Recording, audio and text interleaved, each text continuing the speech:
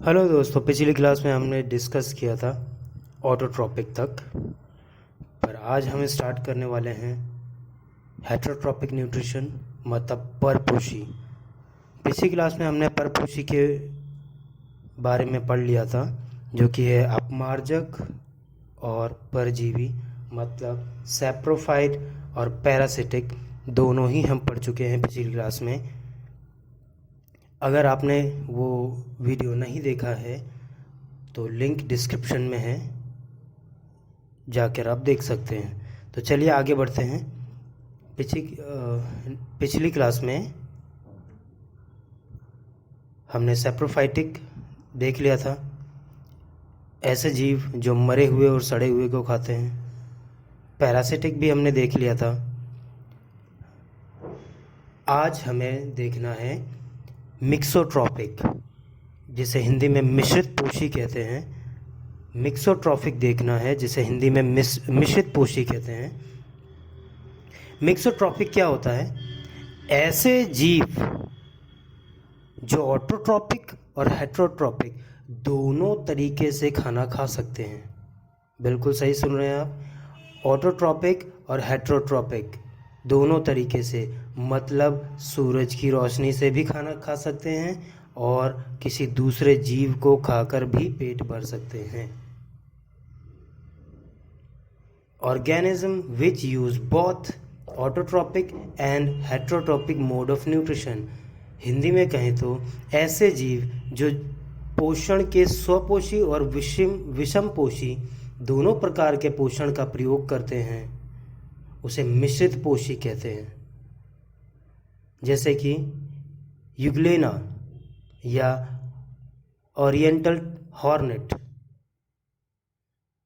ये जो डायग्राम आपको दिख रहा है, ये बिल्कुल हरी मिर्च जैसा जो दिख रहा है आपको, ये हरी मिर्च बिल्कुल नहीं है, ये यूग्लेना है। यूग्लेना ये बेसिकली बहुत छोटे जीव होते हैं। इनका एक टंग होता है, इनकी एक जीभ होती है, जिसकी वजह से वो आसपास के जीवों को खा सकते हैं। और इनके हरे कलर की वजह से ये फोटोसिंथेसिस भी कर सकते हैं, मतलब सूरज की रोशनी की वजह से ये खाना बना सकते हैं। और ये अपनी ज़बान के ज़रिए भी खाना खा सकते हैं। जैसे कि इस डायग्राम में आप देख सकते हैं कि ये यूग्लिना की हल्की सी ज़बान आपको दिख रहा होगा, जो ये आसपास के जीवों को खाने की कोशिश कर रहे हैं, जिसकी मदद से इस जीव में भी आप देखेंगे तो यहाँ पर भी ये अपने ज़बान को बाहर निकाल रहा है, जिससे वो आसपास के जीवों को खाने की कोशिश कर रहा है। और इनके हरे कलर की वजह से तो ये फोटोसिंथेसिस कर ही लेते हैं, सूरज की रोशनी से खाना बना ही लेते हैं। तो यूग्लेना दोनों तरीके से खाना खा सकता है, सूरज की रोशनी से भी और आसपास के जीवों को खाकर भी। तो इसे कहते हैं मिक्सोट्रॉपिक। यूग्लिना बेसिकली ऐसा दिखता है देखने में। इसका एक लंबी सी ज़बान होती है, जिसकी वजह से वो आसपास के जीवों को अपने मुंह में डायरेक्ट एंटर करा सकता है। और इसके हरे कलर की वजह से ये सूरज की रोशनी का इस्तेमाल करके खाना बना सकता है। ये दूसरा एग्जाम्पल है ओरिएंटल हॉर्नेट का। ओरिएंटल हॉर्नेट ये कीड़ा है जो पत्तियों को और पौधों को खाते हैं। और उसके अलावा ये जो येलो कलर आपको दिख रहा है, इस येलो कलर की मदद से ये सनलाइट का इस्तेमाल करके भी अपना खाना बना लेता है। मतलब दोनों by one get one free, मतलब पौधे को खाकर भी खाना खाता है ये, और सनलाइट का इस्तेमाल करके भी खाना खाता है ये। तो दोनों तरीके से ये खाना खा सकता है। इसका नाम है ओरिएंटल हॉर्नेट। Oriental hornet. ये दो एग्जाम्पल हैं जो मिक्सोट्रॉफिक हैं। चलिए आगे बढ़ते हैं। तो इस तरीके से हमने हेटरोट्रॉपिक न्यूट्रिशन के 3 जो टाइप हैं, सैप्रोफाइटिक न्यूट्रिशन, पैरासिटिक और मिक्सोट्रॉपिक, ये तीनों हमने ख़त्म कर दिए हैं। अब आखिरी बच रहा है हमारा होलोजोइक, जिसे पूर्ण भक्षक भी कहते हैं। तो चलिए इसे भी ख़त्म कर लेते हैं। होलोजोइक, जिसे पूर्ण भक्षक कहते हैं, ये 3 तरह के होते हैं: हार्बीवोरस, कार्निवोरस, ओमनिवोरस। हार्बीवोरस वो जिन्हें हम शाकाहारी कहते हैं, ऐसे जीव जो पौधे खाते हैं उन्हें हम शाकाहारी या हार्बीवोरस कहते हैं। ऐसे जीव जो मांस खाते हैं उसे हम मांसाहारी कहते हैं या मांसभक्षी कहते हैं, उसे कार्निवोरस कहते हैं। और ऐसे जीव जो मांस और घास दोनों खाते हैं उसे हम सर्वाहारी कहते हैं। आई होप आपको समझ में आ गया होगा। होलोजोइक के 3 प्रकार हैं: घास खाने वाले शाकाहारी हार्बीवोरस, मांस खाने वाले मांसाहारी कार्निवोरस, दोनों खाने वाले मतलब मांस और घास दोनों खाने वाले सर्वाहारी।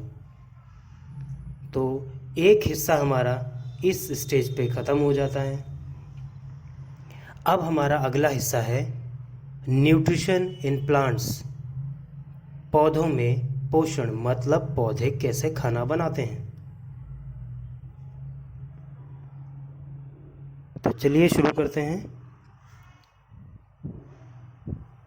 सूरज की रोशनी, कार्बन डाइऑक्साइड, पानी और क्लोरोफिल, इन चारों की मदद से पौधे अपने खाना बनाते हैं। सनलाइट, कार्बन डाइऑक्साइड, वाटर और क्लोरोफिल, इन चारों की मदद से फोटोसिंथेसिस का प्रोसेस होता है, मतलब प्रकाश संश्लेषण का प्रोसेस होता है, जिससे पौधे अपना खाना बनाते हैं। और ये खाना पूरे पौधे में बराबर मात्रा में पहुंच जाता है, जिससे पौधे का ग्रोथ होता है। तो इस प्रोसेस के लिए पौधा कार्बन डाइऑक्साइड का इस्तेमाल करता है, पानी का इस्तेमाल करता है और लाइट और क्लोरोफिल की मदद से वो ग्लूकोज और ऑक्सीजन बनाता है। ऑक्सीजन पौधे के काम की नहीं होती, इसलिए इसे बाहर की तरफ छोड़ देता है, पर ग्लूकोज उसके काम का होता है, यही उसका खाना होता है, इसीलिए इसका इस्तेमाल वो करता है। इसके इस्तेमाल से पौधा बड़ा होता है, पेड़ बन जाता है।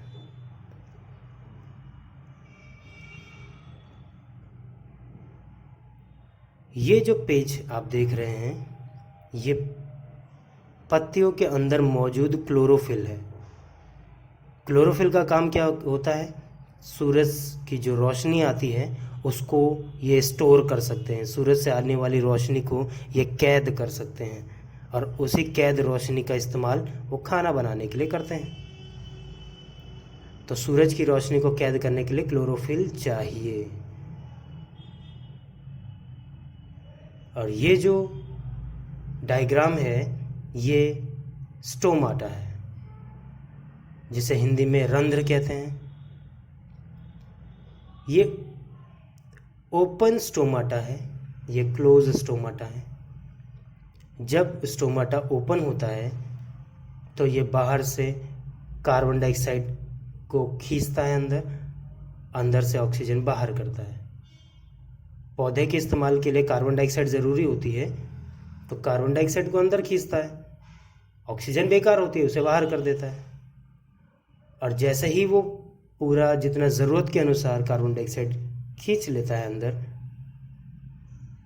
तब रंध्र या स्टोमाटा बंद हो जाता है, क्योंकि इसके खुले रहने से पानी बर्बाद हो सकता है, पौधे के अंदर से पानी बाहर आ सकता है, इसीलिए ये बंद हो जाता है। तो यहाँ पर एक डायग्राम के ज़रिए समझिए कि स्टोमाटा असल में काम कैसे करता है। ये स्टोमाटा है, स्टोमाटा के छिद्र हैं, ये होल्स हैं, होल्स के ज़रिए देखें ऑक्सीजन और कार्बन डाइऑक्साइड को किस तरह पत्ती अंदर की तरफ खींचती है। इन होल्स से ऑक्सीजन और कार्बन डाइऑक्साइड अंदर की तरफ जाती है। तो आई होप कि क्लोरोफिल का काम और स्टोमाटा का काम आपको समझ में आया होगा। क्लोरोफिल सनलाइट को एब्जॉर्ब करके खाना बनाता है, स्टोमाटा की मदद से कार्बन डाइऑक्साइड आता है, जिसे हिंदी में रंध्र कहते हैं। स्टोमाटा के जो बाहरी जो ये हिस्से हैं गुलाबी रंग के, जो आपको दिख रहा होगा पिंक कलर के, इसे गार्ड सेल बोलते हैं, जिसे हिंदी में रक्षक कोशिकाएं कहती हैं। जब कार्बन डाइऑक्साइड चाहिए होता है तो यह खुल जाता है, और जब कार्बन डाइऑक्साइड नहीं चाहिए होता है तो यह बंद हो जाता है। आई होप यहाँ तक समझ में आ गया होगा। आगे चलते हैं। कार्बन डाइऑक्साइड होने के बाद पौधे के कार्बन डाइऑक्साइड होने के बाद जो है ये कार्बन डाइऑक्साइड जो हमारा ये इवेंट्स हैं, इवेंट्स क्या हैं कि फोटोसिंथेसिस के अंदर, फोटोसिंथेसिस वाले प्रोसेस में क्या क्या घटनाएं होती हैं। तो पहली घटना क्या है कि absorption of light energy by chlorophyll. कह रहा है क्लोरोफिल लाइट को एब्जॉर्ब करता है, क्लोरोफिल द्वारा प्रकाश ऊर्जा का अवशोषण। क्लोरोफिल जो होता है पत्तियों के अंदर, वो लाइट को एब्जॉर्ब करता है। क्लोरोफिल जो होता है वो लाइट को एब्जॉर्ब करता है, सनलाइट को, और बाद में उस लाइट एनर्जी को केमिकल एनर्जी में कन्वर्ट कर देता है। मतलब लाइट को एक केमिकल फॉर्म में कन्वर्ट कर देता है। और इस केमिकल का क्या इस्तेमाल है? इस केमिकल का इस्तेमाल किया जाता है वाटर के मॉलिक्यूल्स को हाइड्रोजन और ऑक्सीजन में तोड़ना। वाटर के मॉलिक्यूल्स को हाइड्रोजन एंड ऑक्सीजन में तोड़ना। लाइट एनर्जी को केमिकल एनर्जी में कन्वर्ट किया जाता है और उसके बाद वाटर मॉलिक्यूल्स को हाइड्रोजन एंड ऑक्सीजन में तोड़ दिया जाता है। यही बात हिंदी में लिखी है। प्रकाश ऊर्जा का रासायनिक ऊर्जा में रूपांतरण और पानी के अणुओं का हाइड्रोजन और ऑक्सीजन में विभाजन। मतलब जो रोशनी सूरज की होती है, उस रोशनी की मदद से पानी को दो हिस्सों में काट दिया जाता है, हाइड्रोजन और ऑक्सीजन। फिर इसके बाद अंत में कार्बन डाइऑक्साइड जो होती है उसको कार्बोहाइड्रेट की फॉर्म में बदल दिया जाता है। कार्बोहाइड्रेट का मतलब है ग्लूकोज।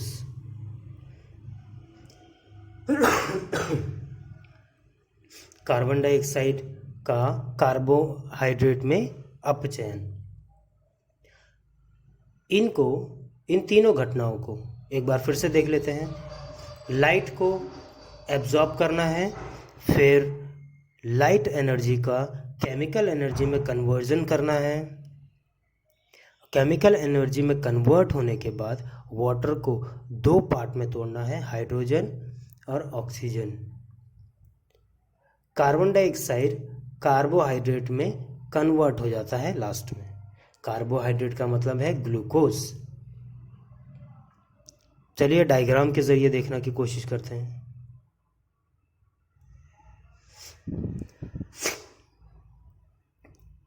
कह रहा है इस डायग्राम का मतलब है कि सूरज से 7 रंग की रोशनी आती है, पर उसमें से ग्रीन कलर हमारे काम का नहीं होता है, इसलिए ग्रीन कलर पत्तियों के इस्तेमाल में नहीं आता। ग्रीन कलर खाना बनाने में इस्तेमाल नहीं होता, इसलिए ग्रीन कलर को पत्तियां रिफ्लेक्ट कर देती हैं, बाहर छोड़ देती हैं। और ये ग्रीन लाइट जब हमारी आंखों में पड़ता है तो हमें पत्तियां इस वजह से ग्रीन दिखती हैं। इस डायग्राम का मतलब पत्तियां सूरज की रोशनी को एब्जॉर्ब करती हैं, पहला स्टेप। दूसरा स्टेप, पानी के मॉलिक्यूल्स को दो हिस्सों में तोड़ दिया जाता है इस सनलाइट की मदद से। इस सनलाइट की मदद से पानी के मॉलिक्यूल को दो हिस्सों में तोड़ दिया जाता है, हाइड्रोजन और ऑक्सीजन। इस सनलाइट की मदद से पानी के मॉलिक्यूल को दो हिस्सों में तोड़ दिया जाता है, हाइड्रोजन अलग, ऑक्सीजन अलग। और फिर इसके बाद क्या किया जाता है, इसके बाद कार्बन डाइऑक्साइड जो कि पत्तियों ने एब्जॉर्ब किया था उसे कन्वर्ट कर दिया जाता है ग्लूकोज में। ग्लूकोज क्या होता है? ग्लूकोज समझ नहीं आया? कार्बन डाइऑक्साइड जो कि CO2 है उसे C6H12O6 में कन्वर्ट कर दिया जाता है। तो ये ग्लूकोज असल में क्या है? ग्लूकोज असल में वहीं फल और सब्जियों के अंदर पाए जाने वाली जो मिनरल्स हैं उन्हीं को ही ग्लूकोज कहते हैं, जिनको खाने से हमें एनर्जी मिलती है। जैसे स्ट्रॉबेरी मीठी होती है, किस वजह से? ग्लूकोज की वजह से। मशरूम के अंदर ग्लूकोज होता है, टमाटर के अंदर ग्लूकोज होता है। ये सारी चीज़ें खाने से हमें एनर्जी मिलती है। ग्लूकोज मतलब एनर्जी हमें देता है। तो आई होप कि आपको ये तीनों बातें समझ में आ गई होंगी। फोटोसिंथेसिस के वक्त जो काम होता है कि पत्तियां सनलाइट को एब्जॉर्ब करती हैं, फिर उसके बाद सनलाइट का इस्तेमाल करके पानी को दो भागों में काट दिया जाता है, हाइड्रोजन अलग, ऑक्सीजन अलग। और उसके बाद कार्बन डाइऑक्साइड को ग्लूकोज में कन्वर्ट कर दिया जाता है। और ग्लूकोज का फॉर्मूला ज़रूर याद रखें, C6H12O6।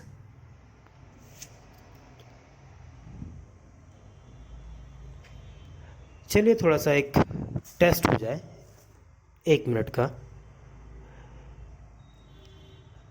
ये टेस्ट आपको बाकियों से काफ़ी स्मार्ट बना सकता है, इसलिए इन सवालों का जवाब देने की कोशिश करें कमेंट्स में। इन सवालों का जवाब आपको कमेंट्स में देना है। विच इंसेक्ट परफॉर्म फोटोसिंथेसिस? कौन सा कीड़ा प्रकाश संश्लेषण करता है? इसका मतलब है कि ऐसा कौन सा कीड़ा है जो सूरज की रोशनी से अपना खाना बना सकता है। ये हमने डिस्कस कर लिया है, इसलिए इसका जवाब आप कमेंट्स में दे सकते हैं। विच प्लांट, दूसरा क्वेश्चन है, विच प्लांट ईट इंसेक्ट? कौन सा पौधा कीड़ों को खाता है? इसका जवाब भी आप हमें कमेंट्स में दे सकते हैं। Which colour plant do not use in photosynthesis? प्रकाश संश्लेषण में किस रंग का पौधा उपयोग नहीं करता है? मतलब सूरज के जो 7 रंग हैं उनमें से किस रंग का इस्तेमाल पौधा नहीं करता है अपना खाना बनाने के लिए? इन सवालों का जवाब आप कमेंट्स में दे सकते हैं। और अगर इन तीनों सवालों का जवाब आपको अभी मालूम है तो आप बहुत बढ़िया, आप टेस्ट में पहले ही पास हो गए। तो आज के लिए इतना ही, मिलेंगे अगले हिस्से में।